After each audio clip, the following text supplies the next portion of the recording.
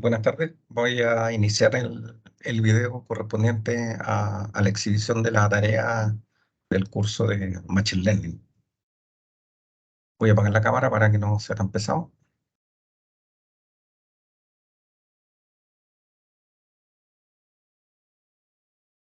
Ahí está compartiéndose la tarea. Bueno, la primera pregunta es: ¿qué tipo de problema de Machine Learning es este? Si es un problema de clasificación, de regresión o clustering. Mi respuesta es que este obviamente es un problema de clasificación, por lo que se debe determinar o predecir es si las personas cobrarán o no su beneficio dentro del tiempo que tienen disponible. ¿Ya? En el caso de no cobrar, los documentos caducan y tienen otro tratamiento. De lo anterior, la clasificación final de la situación de cobro de los beneficios es clase 1 si está cobrado y clase 2 si no está cobrado.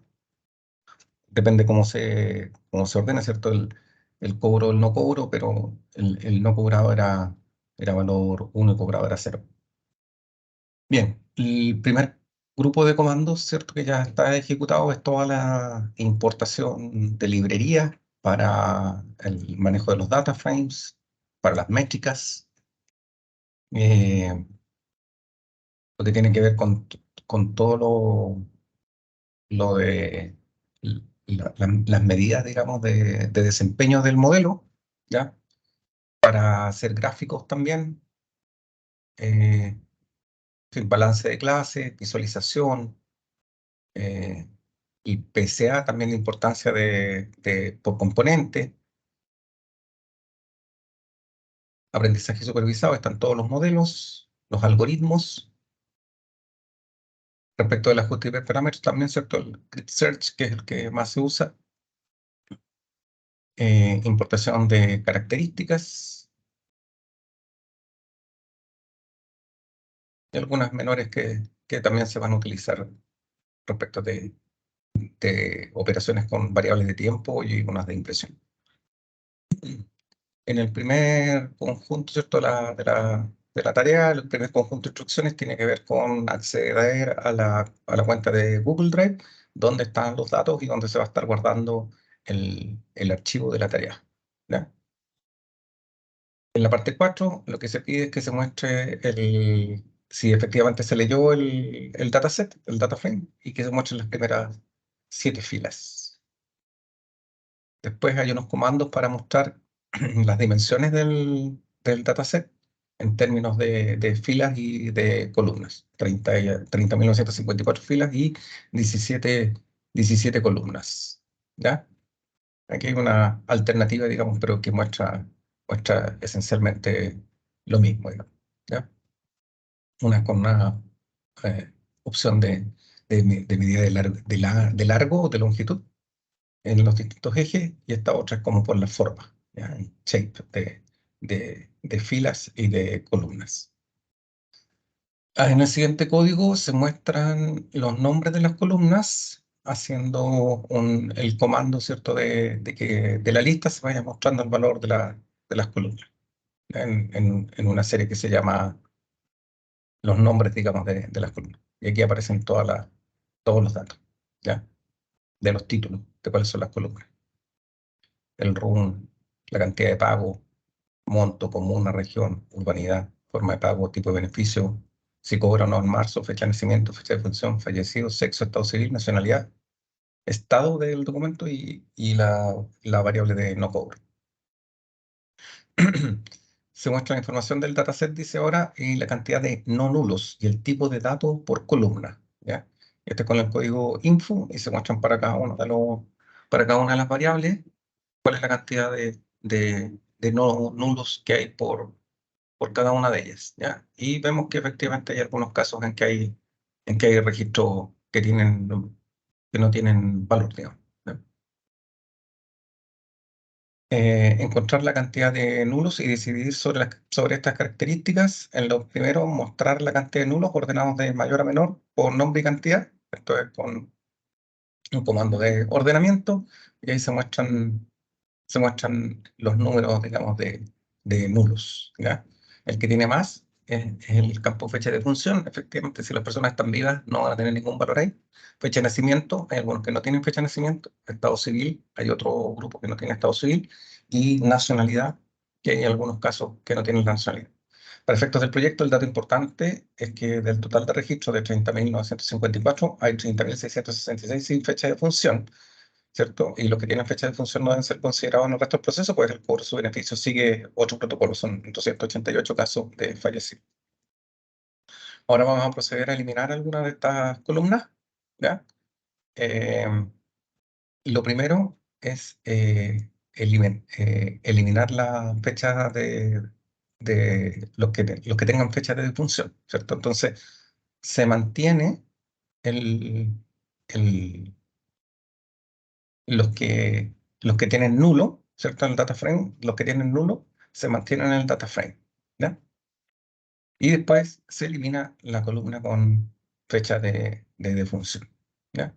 Simplemente esto es lo que hace es cambiar el número de registros que va a seguir trabajándose y después ya va a estar sin la columna de fecha de función porque no aporta mayor valor, van a estar todos vivos.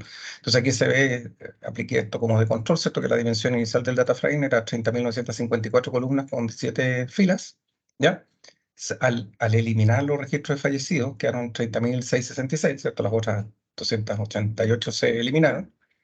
Y finalmente se elimina del data frame la columna fecha de función y con eso hace que con el mismo número de registros anterior, 30.666, esto que en vez de 17 columnas, que quede con 16, ¿ya?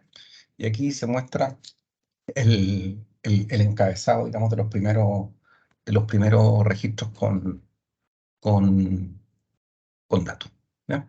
Ya no está el campo, obviamente, de fecha de función. A continuación se pide rellenar la columna de fecha de nacimiento, ¿cierto? Teníamos algunos casos en que no tenían la fecha.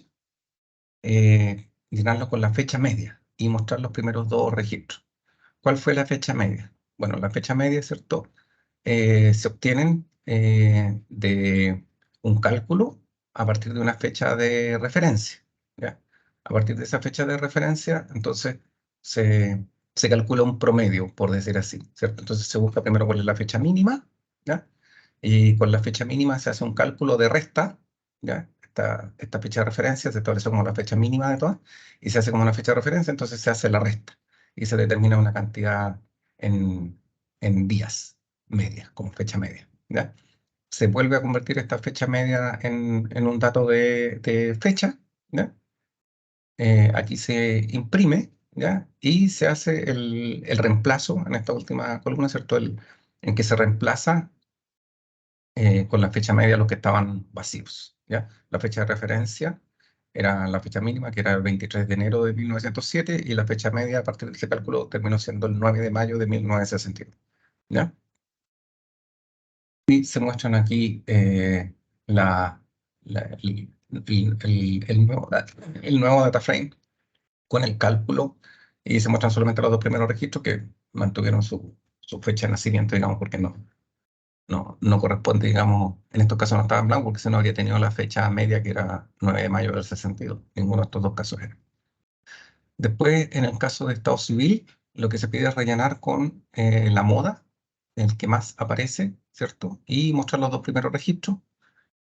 Eh, la moda del estado civil es casado, es el tipo de registro que más se obtiene, esto se hace con la moda, la función moda, ¿cierto? Se muestra cuál es. Y después en el campo de estado civil, los nulos se reemplazan con esta variable, digamos que fue, en este caso, era casado. Ahora se hace la verificación, ¿cierto? De la información en el dataset. En las columnas que ya fueron eliminados todos los valores nulos, y aquí uno puede ver de que están, ¿cierto? Ahora ya 16 columnas y ninguna tiene valores nulos, ¿ya? En la siguiente instrucción, hacemos un chequeo de datos nulos, pero se había quedado hasta el de nacionalidad, ¿cierto? Y quedan solamente 79 casos de nacionalidad, ¿ya? En que están con datos nulos. ¿ya? Y se muestran aquí ahora los primeros casos, los primeros dos casos del data frame. Ahora sí, vamos con la nacionalidad. Se nos pide reemplazar, en el caso de nacionalidad, también con la moda, ¿cierto? Se busca en el campo de nacionalidad cuál es la moda y se obtiene que la moda de la nacionalidad es C, que corresponde a ser chileno. Y aquí en este caso se reemplaza, ¿cierto? Que el campo correspondiente, los casos nulos se reemplazan con la letra C. Y ahora sí que buscamos nuevamente los casos de nulos, digamos, y también el campo nacionalidad. Ahora no hay casos nulos. ¿Ya? Nuevamente se muestra la información del dataset, la cantidad de no nulos, que ya no la hay, el tipo de dato por columna, ¿cierto? Aquí están con el comando info. Se pregunta si es que hay valores nulos en el dataset. El dataset quedó sin valores nulos, todos los campos con 30.666 datos. Y se pregunta qué sucedió con la fecha de nacimiento desde el tipo de datos. El tipo de datos de la fecha de nacimiento pasó de object, que era como estaba inicialmente, a datetime, 64. ¿No? Se pide aquí eliminar algunas columnas y señalar por qué uno cree que se eliminan. Digamos, las columnas son run, estado y fallecido. ¿Ya? Se eliminan por distintas razones. La columna run es un identificador, por tanto no es un elemento de análisis en el modelo, ¿cierto? Como un identificador puede tener cualquiera, no tiene no incide en explicar ninguno de los resultados, es solamente un identificador, así que se puede eliminar y no va a generar problemas en el modelo. Estado, ¿ya? En el caso estado, ¿cierto? Corresponde a la misma información que la variable no cobro, por tanto, es igual, digamos, con otra expresión, se puede eliminar. Y fallecido, que servía para dejar el dataset sin registro de personas fallecidas, pero ahora ya no se necesita porque no hay ninguna, por tanto, no aporta mayor antecedente. ¿Ya? Y a continuación se empiezan a eliminar, digamos, por las distintas se va a hacer la secuencia para eliminar primero los run, ¿ya? Se eliminan los run dado que es un identificador de persona. Se busca si es primero, se chequea si que hay duplicado. Se hace un conteo con una función de data frame, ¿cierto? Que es para ver si hay duplicados sobre la columna run. Y se establece que no hay valores duplicados en la columna run, ¿ya? Eh, y ahora sí se procede a eliminar, ¿cierto? Haciendo un drop sobre la columna run. Y ahora se muestra el dataset y se ve que la columna run ya desaparece. Estaba acá al comienzo. ¿Ya? Luego eliminar estado, ¿cierto? Eh, a ver si es que, o sea, se elimina, ¿cierto? Se muestran los primeros registros y se evalúa si es que coincidieron que el estado con el no cobro fuera lo mismo, ¿cierto? Eh, no cobro es lo mismo, estado es lo mismo que no cobro, pero en texto, ¿cierto? Estado es caducado, que es uno y pagado, que es cero. Caducado, que es uno y pagado, que es cero. ¿Ya?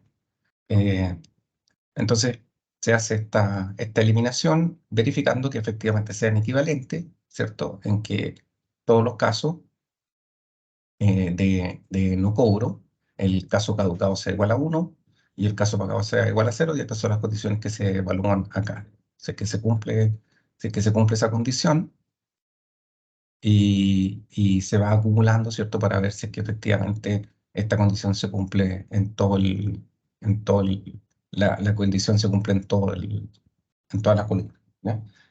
Y con eso finalmente, ¿cierto? Se ve si es que efectivamente fue así, el resultado es que es verdadero, ¿cierto? Sale un true aquí al final de la condición, de evaluar la condición, y por tanto en todas las filas estado y no cobro coinciden con los valores esperados, eh, caducado y no cobro igual uno, pagado y no cobro igual cero, ¿ya? Validado que ya son las mismas, entonces se procede a eliminar la columna estado haciendo el drop de la respectiva columna en el data frame. Y se muestran los dos primeros. Entonces, aquí ya se va viendo que se van reduciendo. Por último, eliminar la columna fallecido, ¿cierto? Eh, ¿Por qué cree que se puede eliminar? Bueno, se puede eliminar la columna fallecido por cuanto lo que se quiere predecir es la probabilidad de que el beneficiario efectivamente realice el cobro del beneficio, lo que en el caso de personas fallecidas evidentemente no va a suceder.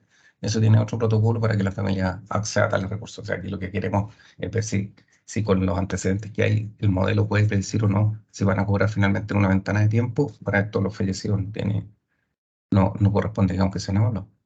¿Ya? Eh, se hace, se hace el conteo, ¿cierto? No hay fallecidos en esta categoría, ¿ya? Y por tanto se puede eliminar. Y ahora se muestra el dataset nuevamente, ¿ya? Eh, y aquí se pide ver cuáles son las columnas que quedaron, ¿cierto? Después de haber eliminado la columna root, la columna estado y la columna fallecido. Y se imprimen las columnas que quedaron, ¿ya? Quedaron 13 columnas. Ahora la siguiente instrucción se pide mostrar gráficos de barra para cada característica. Para el caso de los pagos, agruparlo en 15 rangos según el mínimo y el máximo valor. Para el caso de la fecha de nacimiento, agrupar cada 10 años. Y a ver si es que se encuentra algún monto extraño, qué características forma una especie de campana de Gauss y qué otros datos importantes se pueden analizar. No, aquí están lo primero, ¿cierto? Para efectos de, de la fecha de nacimiento, ¿ya? Establecer, o sea, para la fecha,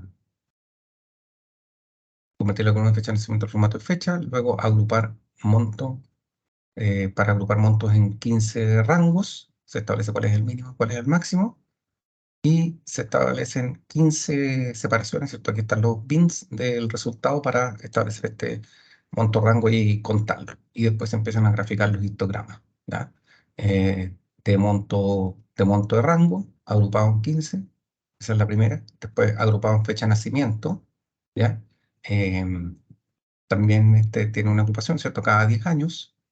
Después se hacen los gráficos de barra de fecha de nacimiento agrupados por década, producto de haber hecho esta clasificación en 10 años.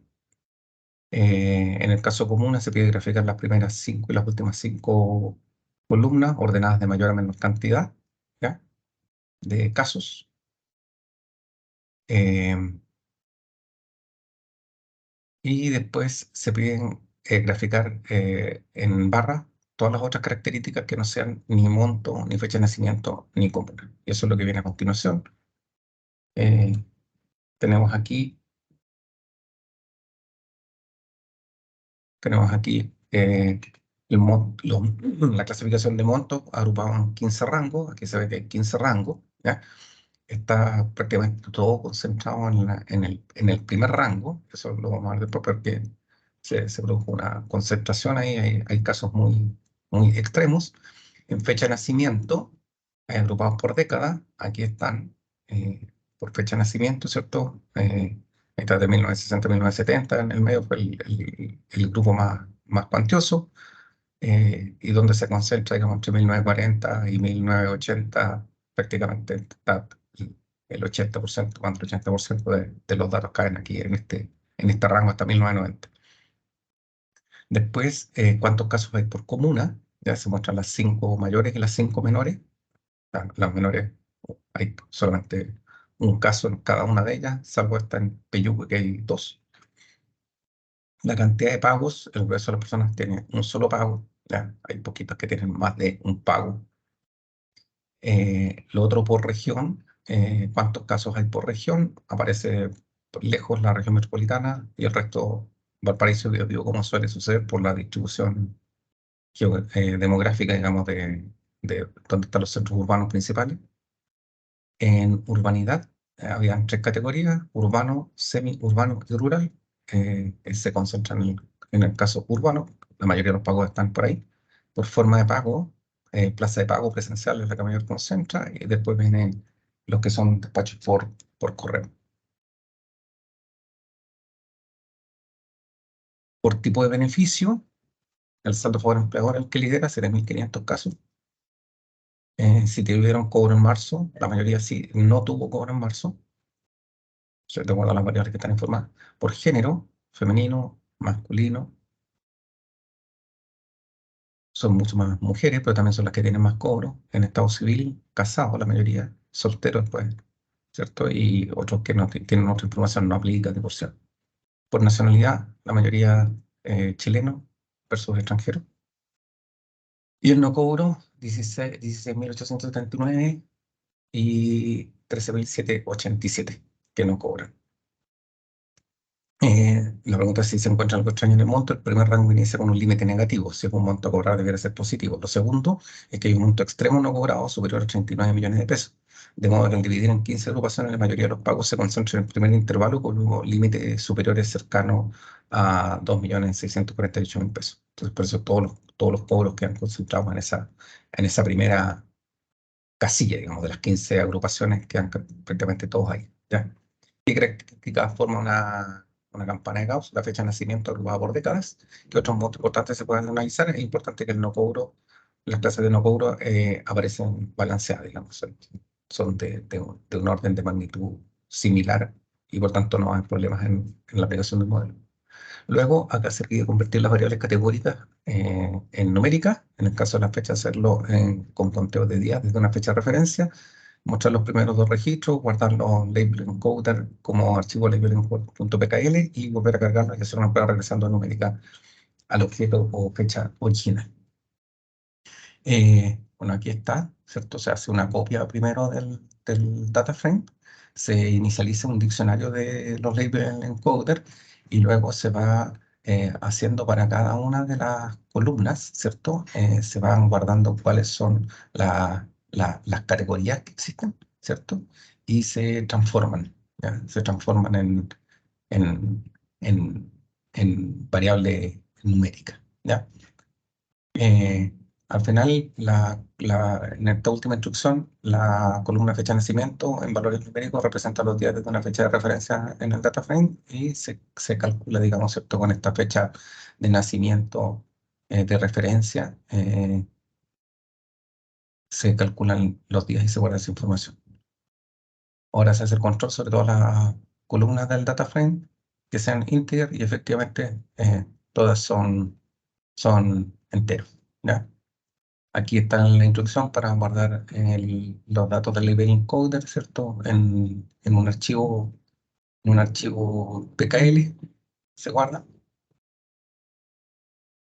y se muestra finalmente los dos primeros campos del data frame y se muestra que efectivamente ya no hay ninguna que sea, digamos, un string texto, digamos, sino que son todos solamente números, ¿ya? Se imprime como ejemplo.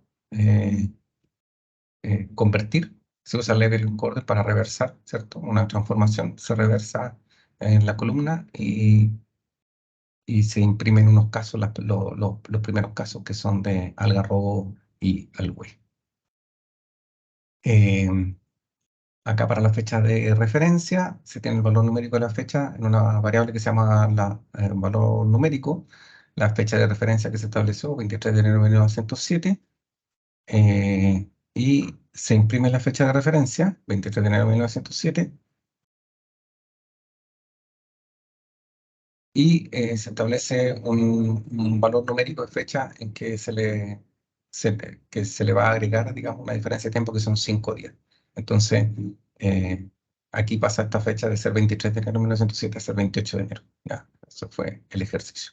¿Ya? Y aquí se imprime cuál es la información que está en el data frame nuevo que se creó con la nueva data, donde se muestra que solamente hay números, digamos, ¿cierto? Los mismos 30.666 registros con 13 columnas. Luego se pide guardar el data frame numérico preprocesado y volverlo a cargar en una variable llamada dfn, mostrar los primeros dos registros, aquí es donde está, ¿cierto? Eh, Se vuelve a cargar, ¿ya? Y se muestran cómo está. Pregunta, ¿el dataset se encuentra balanceado? Es decir, la cantidad de registros por clase, ¿ya? Y aquí se muestra que hay 16.879 con clase 0 y 13.787 con clase 1, ¿ya? A mi juicio, se encuentra balanceado ya que no cobro igual a 0 es el 55% de los casos, la clase 1 es el 45% de los casos. El no cobro es 1, ¿cierto? Aquí se muestra una matriz de correlación, se utilizan eh, la las instrucciones de gráfico, ¿cierto? Y se muestra cuál es la matriz de correlación entre pares de variables, ¿ya? Lo que se puede mostrar aquí, porque casi todos los datos son ceros o 0,1, digamos, donde hay variaciones a esto, el no cobro correlaciona con la forma de pago, F pago, ¿cierto? Aquí se ve F pago, está no cobro 0,4, y con el tipo de beneficio, tipo, tipo beneficio, ¿ya? Queda aquí no cobro con, con tipo de beneficio a 0,2, aquí con la forma de pago de 0,4, el resto todos son valores más pequeños. Aquí a continuación se muestra un pair plot, ¿cierto? Que va mostrando los pares de variables, ¿ya? Eh, en la diagonal van quedando las distribuciones y se distinguen por colores cuáles son los ceros y los unos, digamos, los cobros y los no cobros dentro de cada par de gráficos, ¿cierto? Aquí están las variables que están en el eje Y, y acá abajo las variables en el eje X, ¿ya? Em, no se visualiza algo adicional a los datos, salvo cosas que son como evidentes, ¿cierto? Filas o columnas de puntos reflejan existencia de categorías o de valores de ejemplo, o valores discretos, ¿cierto? Por ejemplo, estado civil. Estado civil está acá y uno ve que hay una fila acá, hay otra fila acá, una menos densa acá y acá hay otra. Eh, soltero casado, ¿cierto? Entonces están todos los puntos distribuidos ahí, ya sea por comuna, por región, ¿cierto? Se producen esa- esas acumulaciones, ¿ya? Y la nube de puntos, por otro lado, muestra, ¿cierto? Ciertas dispersiones en algunas categorías, como por ejemplo la fecha de nacimiento, cuando también son discretas, pero con mucha mayor cantidad de valores, ¿cierto? Fechas de nacimiento, hay muchas fechas de nacimiento, y si uno tiene hartas comunas, obviamente esto queda como una nube de puntos, como se ve aquí, algo parecido, un poquito menos denso, porque están más concentrados, ¿cierto? Las regiones, son mucho más las comunas que las regiones, ¿ya? Se pide también mostrar un gráfico de Violín para las columnas de clases contra cada característica y analizarla. Acá está la lista de todas las características, menos no cobro, que es la variable, la clase, digamos, a predecir. Y aquí se dan las instrucciones, ¿cierto?, para hacer los gráficos de violín con cada una de las variables, ¿cierto?, distinguiendo entre cobro y no cobro como variable a predeterminar, ¿ya? Y aquí están con cada una de las características, los pagos, el monto, la comuna, la región, etcétera, si cobran o no cobran. Lo que señalo yo aquí es que, similar al caso anterior, la gráfica muestra la dispersión mayor o menor de datos dependiendo de la cantidad de categorías. Se debe destacar los casos de no cobro 0 o 1 tienen un perfil gráfico distinto, solamente esos casos, ¿cierto? Como es con las variables fecha de nacimiento y fecha de pago. Por ejemplo, aquí en fecha de nacimiento, aquí hay una concentración, el perfil no es equivalente, ¿cierto? Aquí hay una diferencia que se concentra en torno a esta fecha de nacimiento, ¿ya? Eh, en el caso de la forma de pago, también hay algo similar. La forma de pago, hay distintas formas de pago, ¿cierto? Y el no cobro tiene un perfil distinto, digamos, entre si es 0 o si es 1, hay un perfil distinto también en esta variable, la forma de pago, ¿ya? Hay otras que son muy similares, ¿cierto? Si cobro marzo o no cobro marzo, 0,1 es muy parecido. Acá también la urbanidad, si cobró o no cobró, es muy parecido, entonces no aportan mucho, digamos, desde el punto de vista de la visualización gráfica. Acá ya entramos a los modelos, eh, dividiendo entre datos de entrenamiento y de test. Primero tienen las características, ¿cierto? Las features. Se saca el no cobro, ¿cierto?, del data frame para dejar solamente cuáles son las características, ¿ya? Se, se etiqueta como el no cobro, ¿cierto?, que esos serían los labels, se establece ahí cuáles son los labels, ¿cierto?, como clase. Y se deja, aquí al final se pregunta cuáles son las formas que tienen las features, las características, y acá está los labels o clases, ¿cierto? Estas son 30.666, es una sola columna. Entonces quedan, en vez de 13, quedan 12, ¿cierto? Porque ya se eliminó la columna de las características, o sea, de los labels.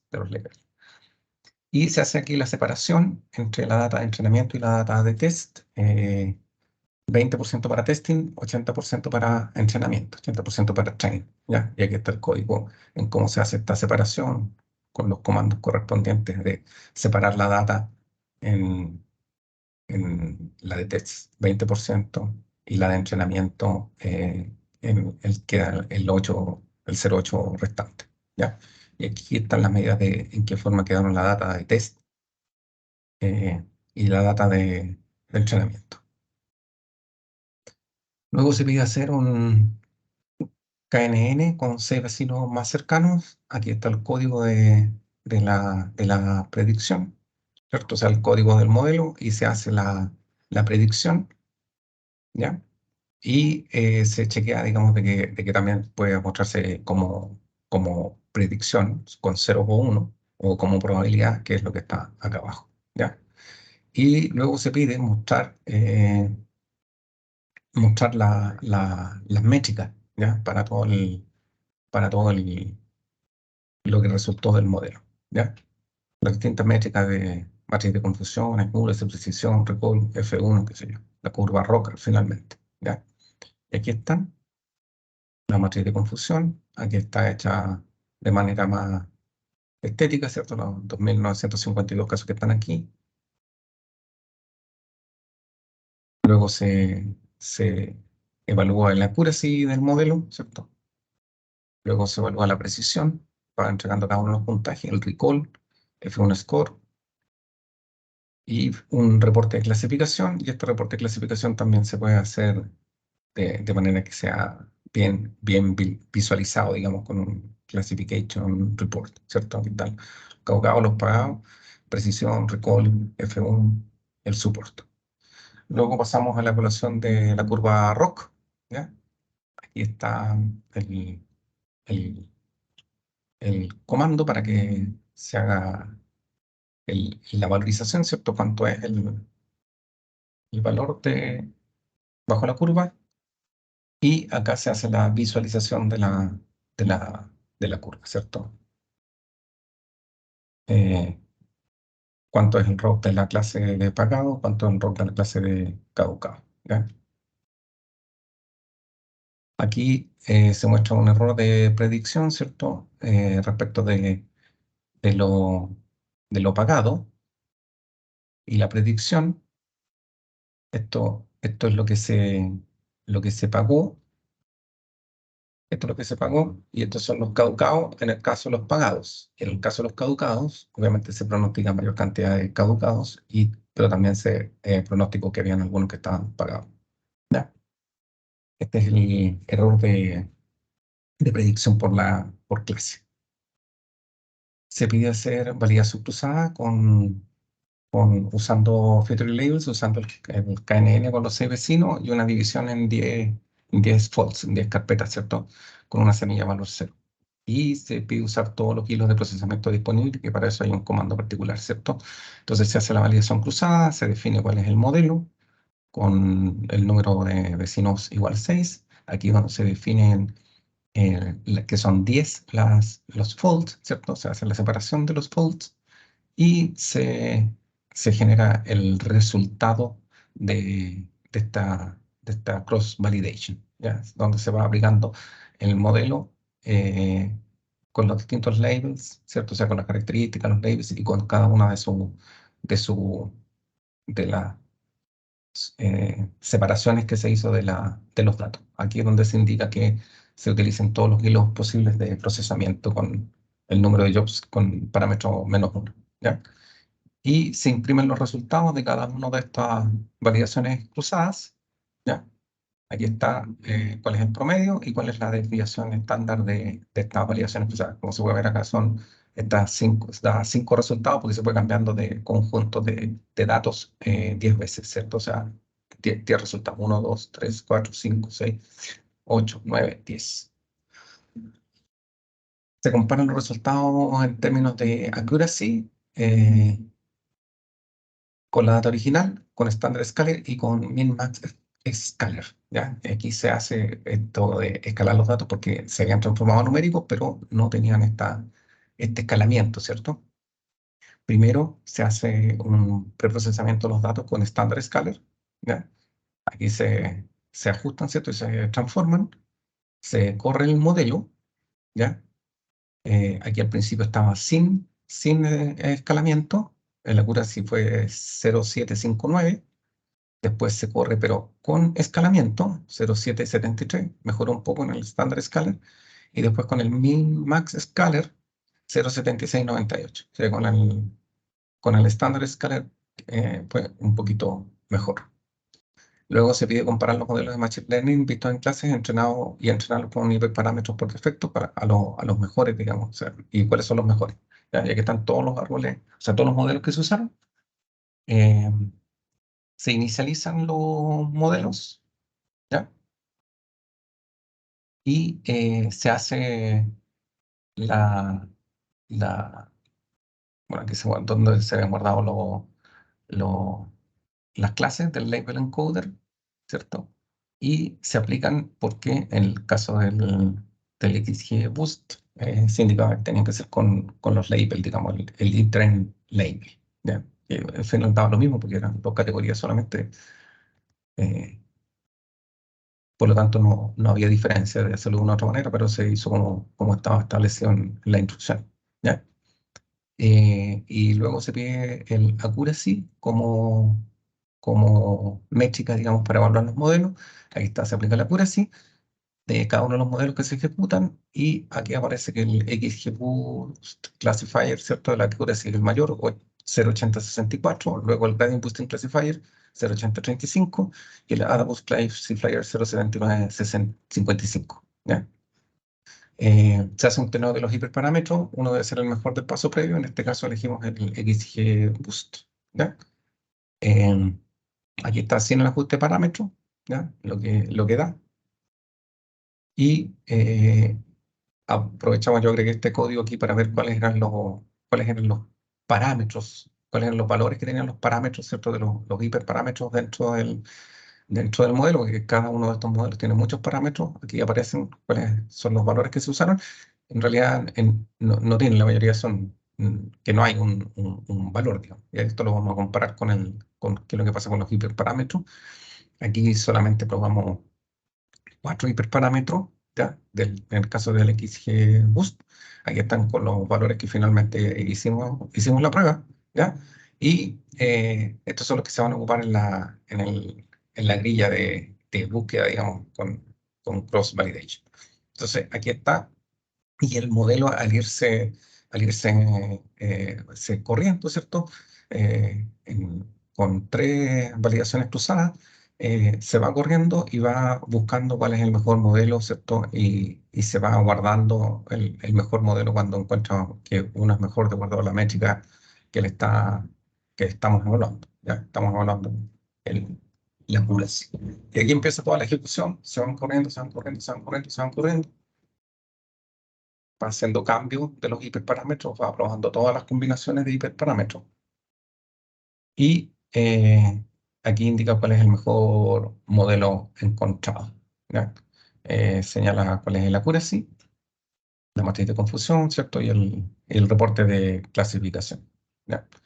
Eh, Respecto a los parámetros, nuevamente volví a imprimir aquí cuáles son los parámetros que fueron seleccionados y aquí aparece ya que no todos son non, ¿cierto? Sino que dentro de lo que se le ofreció en la grilla de revalidación fue seleccionando y dejó algunos valores puestos acá, ¿cierto? Como el Call Sample by Tree, el gamma, ¿cierto? Acá el Max Deep también lo fue validando, el subsample. Eso fue lo que encontró, ¿ya? Luego, para el Random Forest, lo mismo, ¿ya? El Random Forest sin ajuste de hiperparámetros, aquí está el resultado, se corre, ¿cierto? Y imprimimos los parámetros que dieron, ¿ya? Con esta configuración normal. Y acá luego definimos una grilla de validación, nuevamente, ¿cierto? Se pone cuáles son los parámetros para distintas características que se quieren, distintos hiperparámetros que se quieren evaluar. Se hace correr el modelo, ¿cierto? Con la grilla. eh, y lo mismo, ¿cierto? Que vaya a guardar cuál es el mejor modelo en, en una variable, ¿cierto? Para poder después ocuparlo.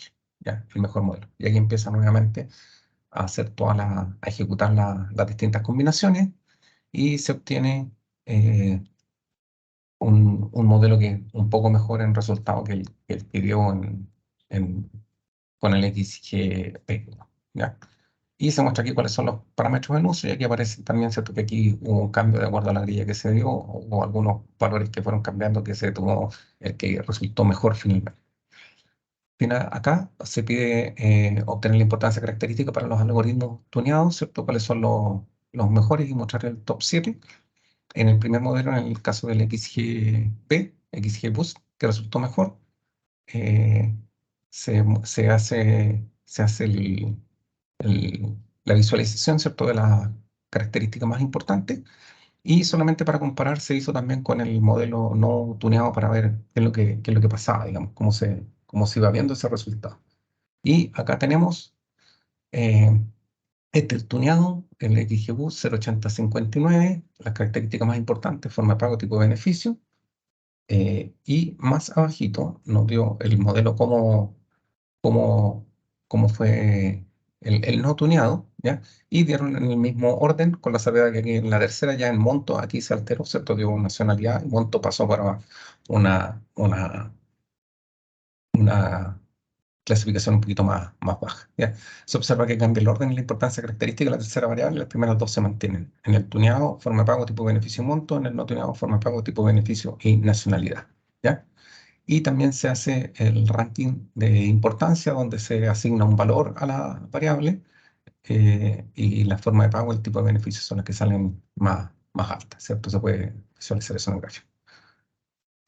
Para el segundo modelo, el Random Forest, lo mismo, ¿cierto? Se hace con el modelo tuneado, ¿cierto? Que se utiliza el mejor modelo del proceso anterior, se visualizan las variables y luego se compara también con el modelo no tuneado, ¿ya? Aquí aparece el monto, la fecha de pago, el tipo de beneficio, y eh, aquí sí que hubo cambios, digamos. A la variable más importante del modelo no tuneado era la fecha de nacimiento, luego el monto y la comuna, y la fecha de nacimiento acá era en cuarto lugar, así que hubo harta diferencia entre hacer el tuneo o no del modelo, ¿ya? Aquí sí que hubo cambios, ¿cierto? En orden de importancia característica, el tuneado, monto, forma de pago y tipo de beneficio; en el no tuneado, monto, fecha de nacimiento y comuna. Se mantuvo el monto como principal, pero las otras cambiaron, ¿ya? Y también se hace la gráfica de la importancia, con mucho mayor similitud, ¿cierto? Monto, forma de pago y tipo de beneficio. Usando modelos random forest, las mejores dos características, las de mayor importancia, son monto y forma de pago, forma de pago, y se modifica el ranking de importancia respecto del otro modelo utilizado también, ¿ya? Aquí vamos a la red neuronal, eh, comparándola con el mejor modelo de Machine Learning, ¿ya? Se usan las librerías de TensorFlow, eh, se hace con procesamiento estándar Scalar, y se define acá cuál es las capas del modelo, ¿ya? Se usaron tres ReLU y finalmente una sigmoide para la capa de salida, ¿ya? Eh, bueno, se hizo aquí se hace se van guardando, digamos, se va haciendo control sobre el modelo, cómo va mejorando, mejorando la cura, así disminuyendo la pérdida del modelo, ¿ya?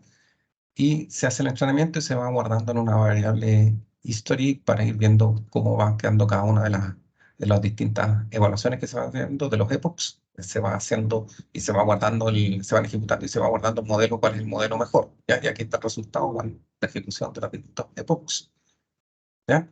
Aquí está cuál es el resumen del modelo, ¿ya? Eh, la capa de entrada, las dos siguientes, y finalmente la capa de salida, ¿ya? Métrica, yo aproveché de colocar una métrica, ¿cierto? Porque aquí la predicción queda como una probabilidad. Se estableció el threshold, que el usual es 0,5, para poder tener una métrica comparable de matriz de confusión, ¿cierto? Y compararla con los otros casos. Aquí imprimí qué es lo que estaba como parámetro en History, y lo que iba guardando, ¿cierto? Y si aquí están las instrucciones para hacer el plot y poder hacer la comparación de cómo va mejorando el modelo y el accuracy contra la pérdida según las épocas que se van corriendo, ¿ya? Como va mejorando la precisión respecto de las épocas, ¿ya? Aquí está con los datos de entrenamiento y con los datos de test. Con los datos de entrenamiento va siempre mejorando y con los de test en las distintas épocas hay algunas variaciones, pero converge por acá a altura de una precisión de 0,8. ¿Ya? Eh, y la pérdida también, la pérdida en el de entrenamiento va siempre disminuyendo y en los datos de test va variando y termina convergiendo por acá por cerca de 0,40 y algo. ¿Ya? El accuracy de los modelos utilizados, el Canadian Snakewood 0.7595, el no tuneado del XGB, que fue el que sale mejor al principio, 0.8064. Al tunearlo, curiosamente, pierde un poquito, pero en la 10 milésima, digamos, o en la milésima. Así que hay una variación, pero es muy menor. En el Random Forest no tuneado da 0.788 y tuneado 0.806. Este mejora un poquito más, igual estamos hablando de cifras pequeñas. Y la red neuronal 0.798. El modelo con mejor accuracy resultó ser el XGB estándar sin ajuste de hiperparámetros. El ajuste de hiperparámetros de XGB no mejoró el resultado, lo empeoró muy levemente. El ajuste de hiperparámetros de Random Forest mejoró el resultado respecto al modelo estándar y el modelo KNN fue el de menor desempeño. La verdad sí que no se observan diferencias muy significativas entre los modelos. Bueno, esta es la ejecución de la tarea. Fue entretenido hacerla, un poco largo, pero entretenido. Eso es todo. Eh, Muchas gracias.